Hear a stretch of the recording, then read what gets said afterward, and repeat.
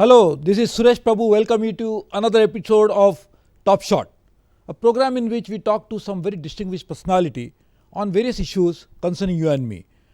This program is a program in which you are interested in issues which we talk about. So today we have a very distinguished person from United States of America, a person who actually is acknowledged globally as an expert on strategic issues, Dr. Ashley Tellis. Ashley, welcome to this program, and in fact, welcome to India. Thank you, Suresh. Of course, you are born here, I know, and of course, not only you're born in India, but you're born in Mumbai, Yes, the indeed. place where I was born. And quite proud of it. Tell me, this visit of yours, what brings you to India now? Well, I try to come to India at least once every 6 months. Oh, And this time I thought what I would do is come partly for the IISS event that is taking place. what is that event? This is the International Institute of Strategic Studies, Okay, in collaboration with Citi, okay, is doing the first ever conference on looking at a rising India. okay, And they have invited about 200 individuals from business, from academia, from the strategic community for 2 days worth of discussions okay, on different aspects of India's rise. okay. And so I thought this would be a great opportunity to come and meet old friends. Yeah. And I noticed that they have gone through the entire spectrum of people, people in business, people in industry, people in the strategic community. And so it'll be a good opportunity to catch up. But is this an annual event, or this is the first time it's taking place? This is the first time it is taking place, and they are hoping it will be an annual event. Yeah. And I think they've gotten off to a very great start. Oh. So I wish them well. I think it will be a great endeavor. This International Institute of Strategic Studies is the same organization which is based in London, which is That- known globally as one of the best think tanks on these issues. Absolutely. And what they have done in recent years is that they've begun to pay increasing attention to both India and China, Okay, because they, for obvious reasons, see them as new emerging powers. And the IISS actually had always had an interest in India, in fact, going back to the 50s. okay. But that interest has now increased, and it has gotten a new lease of life. So But is it like, nowadays we see that so many firsts are taking place in India. We are seeing now that first time the world is really discovering India yes. in modern times. Of course, India was discovered many, many centuries ago. But why such an importance for India now on this global stage? Why suddenly we are seeing that everybody is talking about India? No global event takes place without mentioning India. Nowhere you can see, and you have to have an Indian for the event to be completed. Yes. Why so much of renewed interest in India now? I think it's part of a larger development in international politics more generally. And I think there are 3 facets to this development that are worth thinking about. The first is that Asia itself has become more important than it was in the last 300 to 400 years. Yeah. And in many ways, I think of this as the return of Asia to its rightful place. If you think of the world around 1500, the Asian economy really was the world's largest economy, much larger than Europe, certainly much larger than the Americas. Yeah. Then you had the period of modernity and the epoch of colonialism, where Asia's importance progressively declined. And after World War II, slowly Asia came back. Yeah. And so today it's recognized that Asia is going to once again become the center of the global economic system. So that provides one dimension. Yeah. The second dimension is that within the context of the rise of Asia, China's own economic growth, especially in the last 30 years, which has been absolutely meteoric, has focused attention once again on this part of the world. And India, which was a country that people always had expectations about, Yeah. but were disappointed because the performance never matched the expectations. Yeah. Now India has provided, I think, the latest surprise, Yeah. where since 1980, it seems to have broken out of the old low growth trap. Yeah. And certainly since 1991, it has captured the global imagination as a country that can actually rival China in quality of performance. Now, it requires a little more time, to be certain that that expectation will be borne out. But thus far, I think there has been reason for optimism. So India is now back in the game, and for that reason, I think is a center of great inquisitiveness and attention. So when you talk about now the renewed interest in India after so many decades of, I would say, disappointment, as you said. Yes. But tell me, normally the interest can arise because of two things. One is positive, because you're doing so well that I would like to be part of it. Yes. And something that we are a little worried about you, because you have a ability to create something, the nuisance value. Right. And is it something what attracts attention towards India? For example, when we had a nuclear test, Yes. Pokhran 2, Yes. that again renewed interest in India. Of course, for some time we were neglected. We were not neglected, but we were boycotted because sanctions were imposed. So is the interest in India positive, or is it because of India's ability to also have this possession of nuclear weapons also attracts attention towards India? I think India has been very lucky, because if you take the benchmark of comparison with China, for example, China certainly has attracted a great deal of attention for positive reasons because of its great growth. But there has been an inescapable shadow of concern that has accompanied China's growth. When people in Asia think about China, they think simultaneously of it as opportunity, but potentially risk. India has really escaped all the concerns that you would imagine people might have. And I think there are several reasons for that. One is India's great success as a democracy has had an effect. And the effect it has had is that it calms people down, because they think that if a country is democratic, if it basically functions according to certain norms that the global community sees as being valuable, it takes away the edge and the uncertainty and the fear. I think that's one dimension. The second dimension is that India is really a great example of a multi-ethnic, very diverse country that is really an example for many other developing nations. And so I think between these two elements, its complexity, its diversity, and its democracy, it has turned out to be a remarkable example. And so today I would say that the attention is primarily for all the positive reasons. But just imagine if China had not grown as much as it has, it was not considered as probably going to be the second largest economy of the world very soon. Would India had received so much of attention had it not been a neighbor of China and been considered as someone who could be a counterweight to China? I think it would have received that attention eventually. Okay. But you're exactly right that being China's neighbor has helped in a positive way. That is, people now look at India, one, in that same frame of reference. That is, because you're next door to China, you cannot disregard India. India is there. It's part of the furniture of a rising Asia. I think that is certainly true. But I think people who think about this beyond simple geopolitics also recognize something, that the Indian experiment is in many ways far more unique than the Chinese experiment, for the two reasons that I mentioned earlier. One, it is succeeding under conditions of democracy. This is not an authoritarian regime that is engineering change by fiat. This is change engineered through popular consent, which is quite dramatic. The second element is it is change that is occurring in what is one of the most complex societies of the world. China, for all its complexity, is still predominantly a homogeneous society. I mean, it is a Han kingdom. It has other nationalities, but those other nationalities are quite peripheral to the Han core. India has no central core. The centrality of India is its diversity. And so I think this is a remarkable experiment. And I think people will pay attention to it in its own right. I know, but sometimes when you get attention because of obvious reasons, like of course some of the intrinsic strength of India, but also because of its proximity to China and result like that.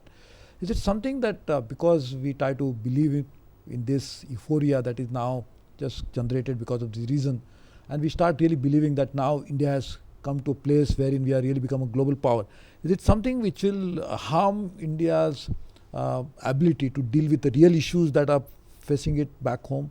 Like for example, India is home to the largest number of poor in the world. Yes. India has large number of social disparity. The Naxalism is growing in India. Yes. So these are the issues probably we may gloss over because we may think now, see, we are now become a global power, so my time should be spent Yes. in looking at global issues. So is this a possibility that we should try to guard against? And I absolutely think so, because while I think it is gratifying to see that India is at last confident that it can compete in the world, that it can succeed in the world on its own terms, those are very positive things. And India's 200 years of colonialism, which in a sense really damaged its psychology as a country, that is being remedied progressively as a result of success. That is all very positive. But I would say that it ought to be cautious about hubris. You don't want to be declaring victory when there is still a large agenda of unfinished business. And what India has shown is that it can grow.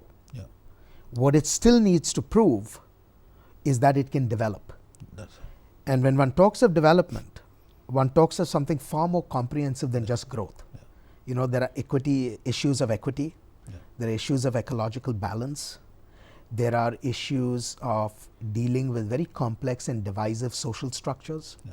This is part of the work in progress. And I think India has a right to be optimistic, and it has a right to be confident. But I don't think it has a right to be delusional. I think I'm glad that you said that, because probably in this right now, the type of atmosphere that we live in, probably we just get carried away with that. Now tell me, basically nowadays, or for a long time, because US being the largest economy of the world, the only superpower now left in the world, people look at, from the US eyes, we look at the rest of the world many times. And even in this context, we are looking at it like this. So for example, India's now, the United States looks at India, and for a long time they were happening India with Pakistan. Pakistan, India, India, Pakistan. That's how they were looking at it. Of course, that has gone. Now they are talking about India, China, China, India. So sometimes it's good because that's the largest economy, so we get equated with that. But sometimes it is also quite a problem for India. For example, look at climate change now. In an issue like that, President Bush said even recently as a few days ago, when he said that I will not agree for the United States to commit to reduction in greenhouse gases unless China and India agree. Now, China has the largest emission, more than United States now, whereas India has just 4% of the global emission. So sometimes this comparison and equation with India, China, China, India, with even US starts to make it now, is it something not necessarily always good for India? Well, I think there will be situations where such comparisons do not turn out to be to your advantage. And Indian diplomacy in that sense has been very good to remind people that although you can make a facile comparison between India and China, or India and the United States, one needs to be aware of the relevant differences as well.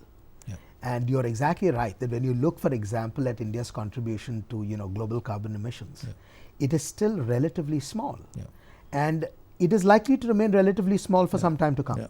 And therefore, I think there are two elements in the president's proposition. One is that if we have to defeat the threat of climate change successfully, we all have to do our part. That, I think, is a fair component of his argument. But doing one's part does not mean that everyone has to contribute equally, because that may not be possible. You're talking of different levels of growth. You're talking of different levels of capacity. And so I think the focus increasingly will have to be on equity rather than equality. And so this is something that will be the substance, I'm sure, of some very involved negotiations. Actually, tell me, actually you went to US maybe a few decades ago, and you were born in Mumbai, as you were saying earlier. I mean, and now you actually, after serving with the State Department, a very prestigious job, then you are advisor to the US Ambassador in India, Ambassador Blackwell. That again was very prestigious. For an Indian to accomplish so much in such a short period of time, how did you really manage to do this? I was just lucky.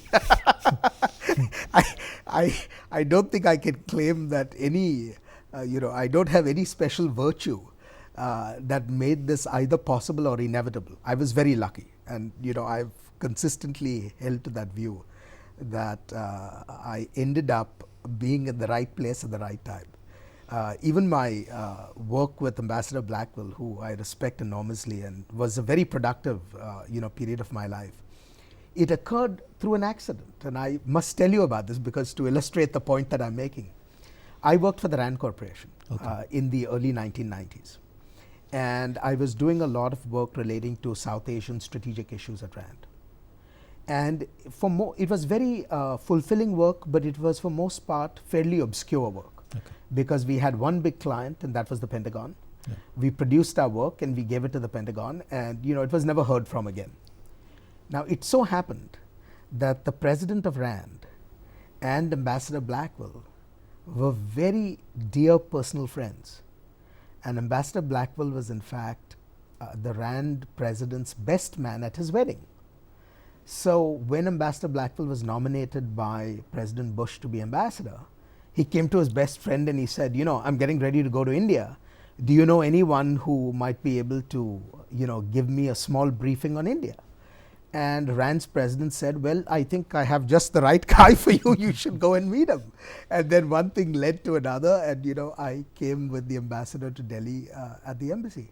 Now, this is a very good illustration of the point, which is, I could not have planned this. That's right. There was nothing that I did that engineered this outcome. But what you did earlier warranted that attention. Probably. But I think there are lots of people who do lots of work and sometimes never see the benefits of that work in this life. And in that sense, the world is very unfair fundamentally, and we just have to be grateful when we get a lucky break. So, and then what all you did there? I mean, after that you worked in US for some organization? Yeah, well, after I was at RAND for many years, I was there for close to 10 years. Okay. I came to the State Department, worked in the State Department as Ambassador Blackwell's advisor. And then after we finished with Delhi, I went back to Washington and worked in the White House for a few months. In fact, at that time, the National Security Advisor was Condoleezza Rice, and I worked for her as the Senior Director for Southwest Asia and Strategic Planning. And after a few months, I left that job and went back to the Carnegie Endowment, going back to private life. And within a few weeks of leaving the US government, I ended up right back because the State Department called me up and said that they wanted me to work as a consultant to the department. And so I've been working for State as a consultant more or less since then. And so what is this Carnegie Endowment? What does it do? The Carnegie Endowment is America's oldest think tank. Okay. It was started by Andrew Carnegie in 1910, long before the word think tank even existed. And so we are going to celebrate our centenary literally within a couple of years. And he started it with money that he had made from steel. He was one of America's earliest capitalists. And he had made a huge fortune in steel. And he used that money to create this institution that was designed to study ways of achieving world peace. Okay. Now remember, this was started in 1910, before the First World War. That's right. And where there was this real effort being made to develop a world based on international law. And Andrew Carnegie was a great believer in international law.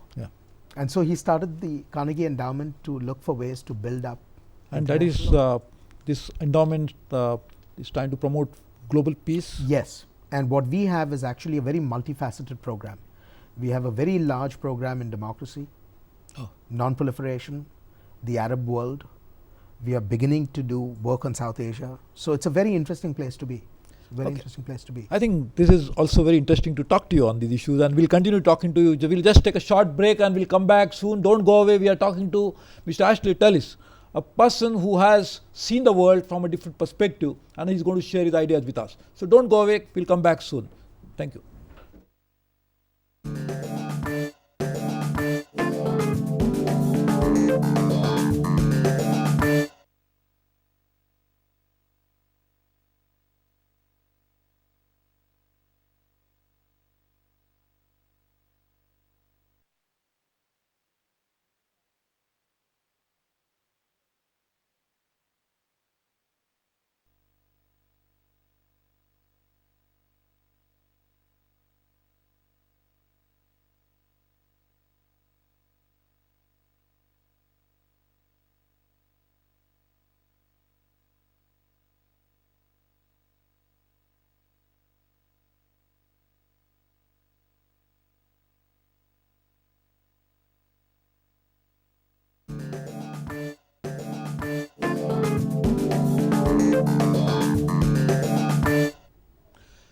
So this is Suresh Prabhu. Welcome you back to this program Top Shot, in which we are talking to Dr. Tellis, a person who has, as I was saying earlier, a person who is recognized globally as a strategic expert.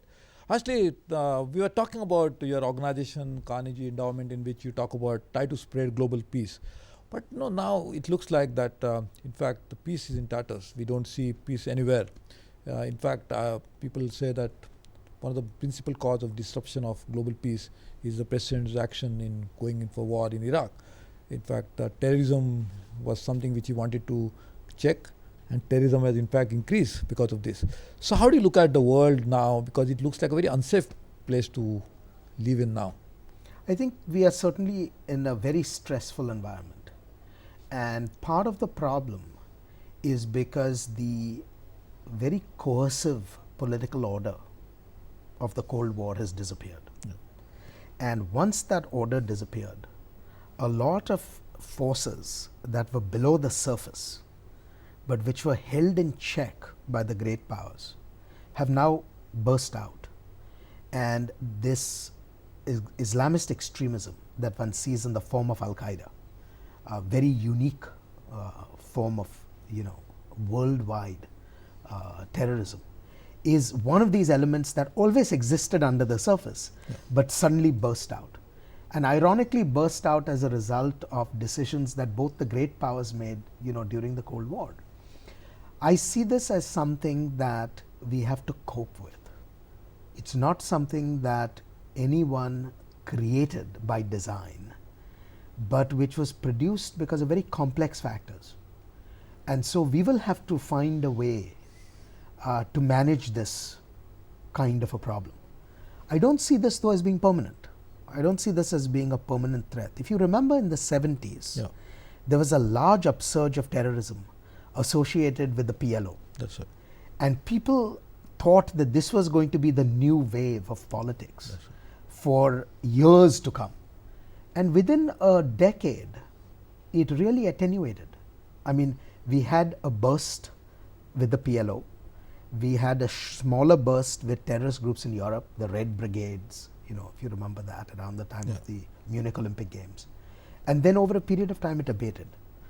I hope that in the coming decade, we will see a steady abatement of the terrorism threat, particularly as nations get sensitive to the fact that they need to make some decisions about how to deal with challenges of this kind. Now, whether the US has actually contributed to the expansion of terrorism is a very controversial question.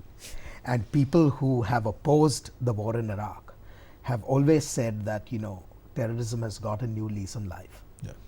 My own view is that to the degree that that is true, I think it is a very local phenomenon. The terrorism in Iraq certainly got a new lease on life because of the invasion. But my judgment is that Al-Qaeda is actually weakening. We have hit it very hard in Afghanistan.